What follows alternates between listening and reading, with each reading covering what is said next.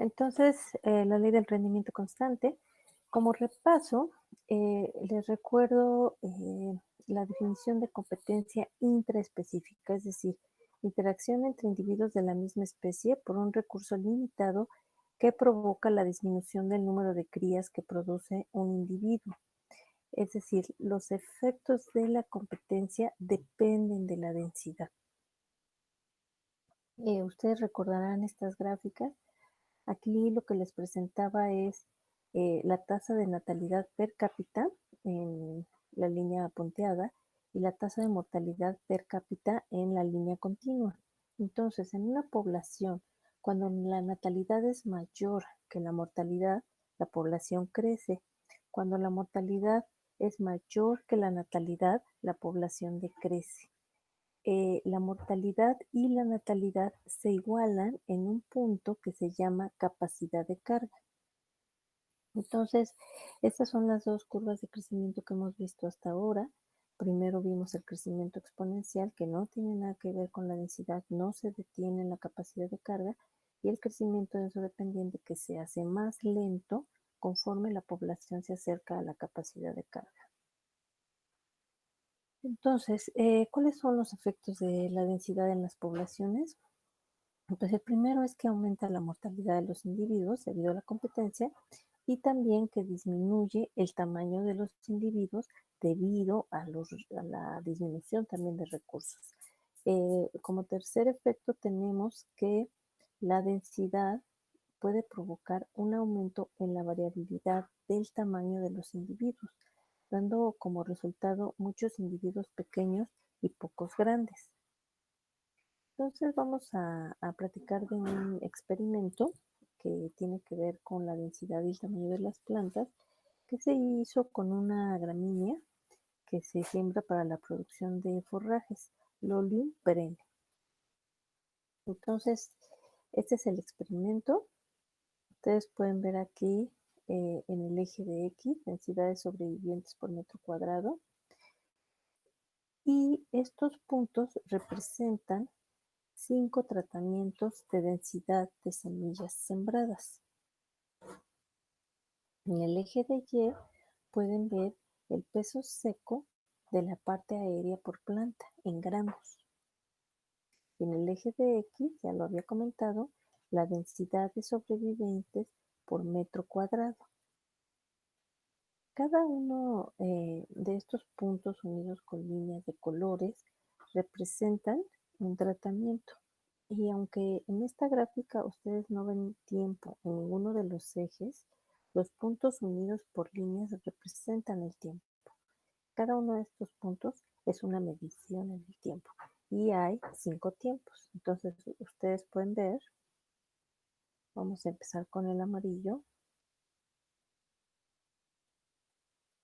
Ustedes pueden ver, este es el tiempo 1, este es el tiempo 2, este es el tiempo 3, 4 y 5. Entonces, en el tiempo 1 hay una densidad de sobrevivientes por metro cuadrado de 10 a la 3. Esos son 1000. Entonces, comienza con una población de 1000 individuos por metro cuadrado.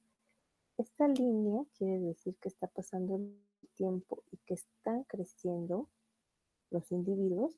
Del tiempo 1 al tiempo 2 alcanzan este tamaño y como no se mueve la línea en el eje de X, quiere decir que la densidad permanece igual. Entonces va aumentando. Al tiempo 3 la densidad sigue siendo igual y los individuos ya son más grandes. Cuando ustedes ven que el punto se va hacia la izquierda, quiere decir que hay mortalidad, porque aquí disminuye la densidad. Entonces, esto es que las plantas crecen y aquí pueden ver la mortalidad. De esta densidad hacia la izquierda se mide la mortalidad. Ustedes pueden ver que para este primer tratamiento la mortalidad fue muy baja. Ahora vamos a continuar con el siguiente tratamiento, que son 5000 semillas por metro cuadrado. Ustedes pueden ver que del tiempo 0 al tiempo 1, las plantas van creciendo, no cambia la densidad, está el 1, el 2, el 3 y al tiempo 4 comienza la mortalidad, pero además las plantas son más pequeñas que al tiempo 4 del primer tratamiento. Y entonces este movimiento a la izquierda tan grande quiere decir que hubo mayor mortalidad. Aquí lo pueden ver. Esta es la línea entre la densidad inicial y la densidad final, que es este punto. Entonces aquí la mortalidad fue mayor y si ustedes pueden ver en el eje de Y, las plantas alcanzaron un tamaño menor. Aquí se puede ver en este punto. Ok, entonces ahora toca el tratamiento 3, que es los puntos morados, que se sembraron 10.000 semillas por metro cuadrado.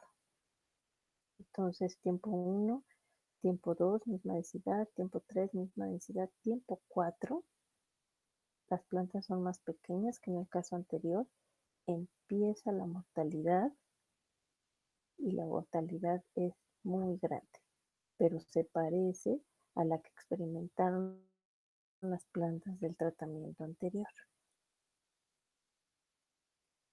Eh, Tocan los puntos azules, 50.000 semillas por metro cuadrado. Aquí está el punto 1.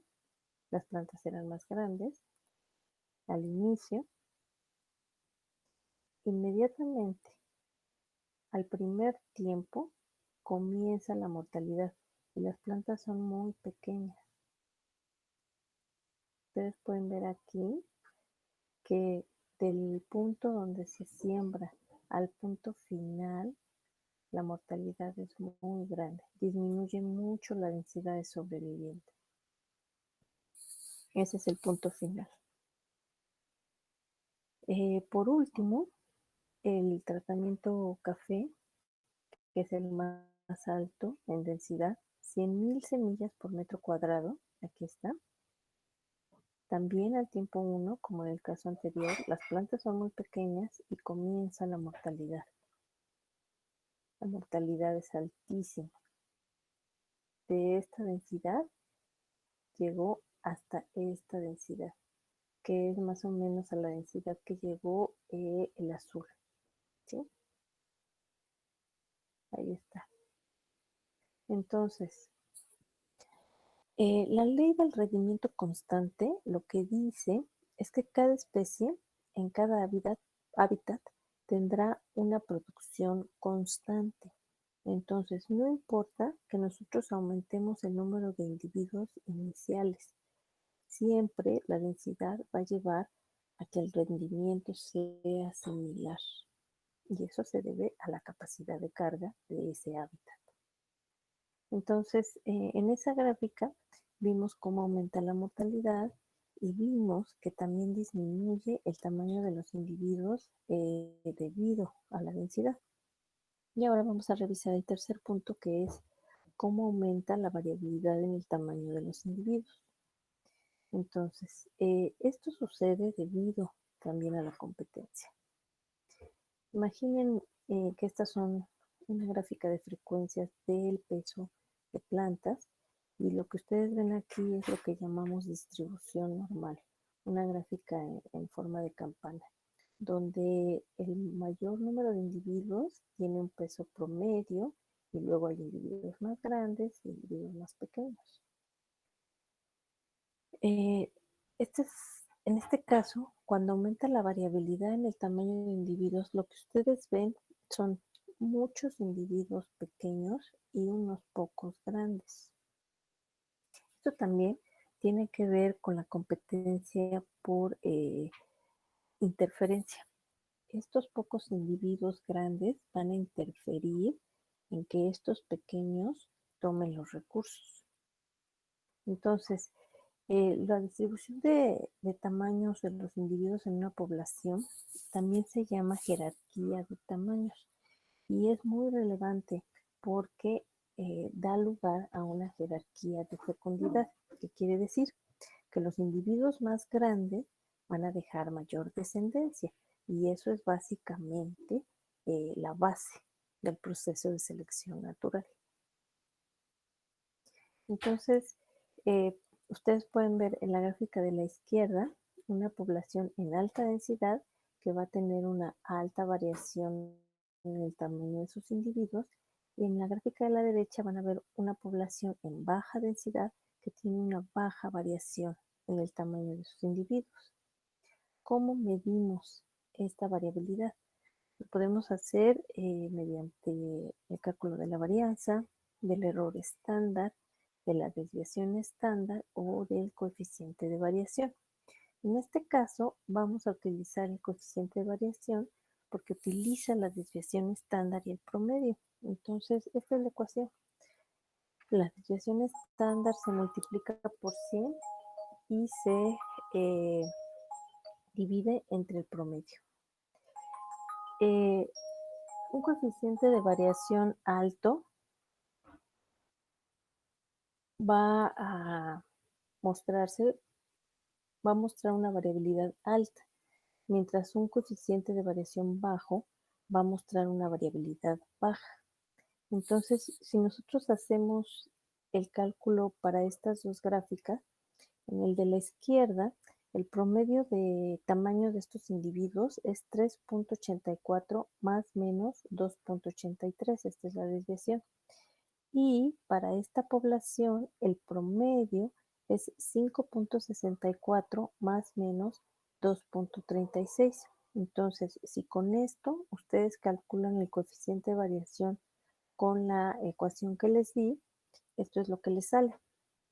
73% de coeficiente de variación en esta población y 41% de coeficiente de variación en esta población. Entonces, ya con estos números, ustedes pueden interpretar que esta población tiene menos variación que esta.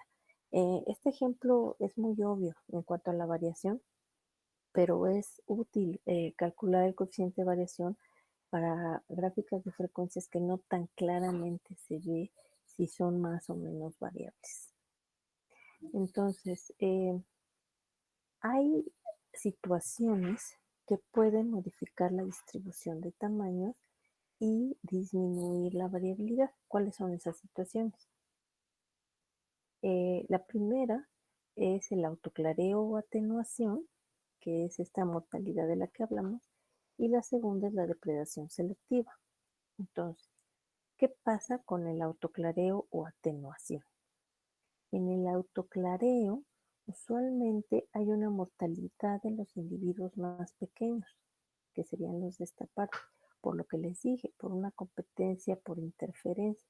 Imaginen un montón de plantas creciendo, y entonces estas plantas más grandes van a crecer más altas, le van a quitar la luz a las más pequeñas, y las más pequeñas que se quedan sin luz mueren.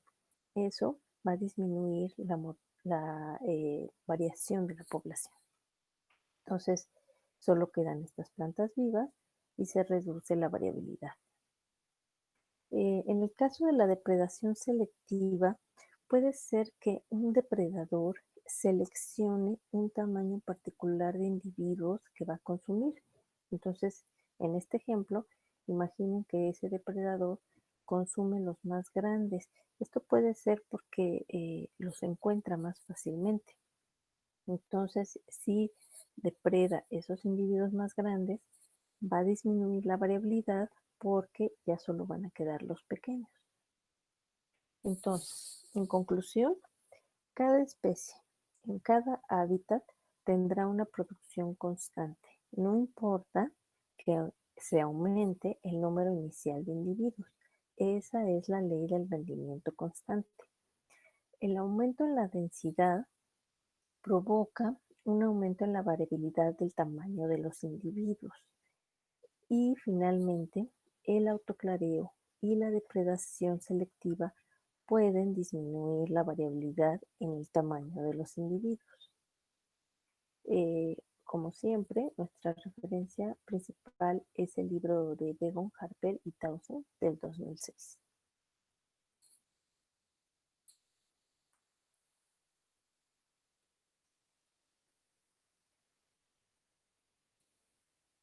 Entonces voy a ahora sí abrir la actividad 16 para que la veamos juntos.